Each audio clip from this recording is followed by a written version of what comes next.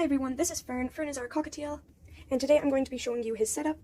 Although I do recommend large cages for smaller birds like parakeets, more rightfully known as budgies, today's video is going to be specifically about Fern's cage here. Alright, so as you can see, it's quite large.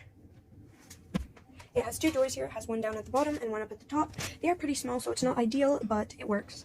On the outside of the cage, or on the door which comes out of the cage, we've got a natural wood perch made from Java wood, and his pellet bowl, and his cuddle bowl. Inside the cage, we've got a platform perch, which is important for if he wants to take a break with his feet and be on a flat surface instead of gripping on a perch. In the wild, birds would just go to the ground or go to a thicker perch, but in captivity, obviously that's not possible, and therefore you should be providing at least one platform perch. Some birds like to sleep on them. My bird doesn't, but who knows. We've got one big, long rope perch spanning across the cage. And it's important that if you're using rope perches, you make sure that your bird does not chew on them, and if they do, it needs to be taken out immediately because they are made of cotton. They can cause crop infection, which can kill your bird.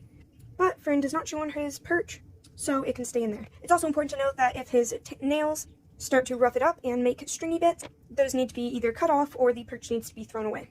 Other than this one perch, the rest of the perches are natural wood perches. We've got a prickly ash perch back there. Here's a better view at it. Prickly ash perches are really good because they have so much texture. Right below it, we've got a grapevine perch, which also has a lot of texture. Across from those, we've got another Java wood perch. Down below, we've got a ribbon wood perch. Ribbon wood perches are really good because they have stringy bark on them that your birds will love to pull off. Below that, we've got another Java wood perch with some great texture and a ladder to get from the bottom up. But of course, birds will often just climb the bars or hop up. As for the bottom of the cage, it's pretty messy right now, but it was actually just cleaned. Birds are just really, really messy, even if they're not in the cage for most of the day, which, by the way, your bird shouldn't be. But yeah, so we've got bits of toys that have fallen. Stuff like this has fallen off of toys. We've also got things like wicker balls as foot toys that our birds love to use their feet with and chew on and just throw around, really. And Fern's got a large foraging dish at the bottom of the cage with some aspen shavings and Harrison's pellets for our foraging aspect. As for toys, we've got a variety of toys. We've got homemade toys, like this seagrass toy here, this mahogany pod toy here, coffee filter toy, and cardboard and hardwood toy. We've also got some oxbow toys, such as this seagrass mat, and this crinkly toy here. Then we've got some Planet Pleasure toys, like this good foraging toy here, this mahogany pod toy here, and this long balls and stars toy.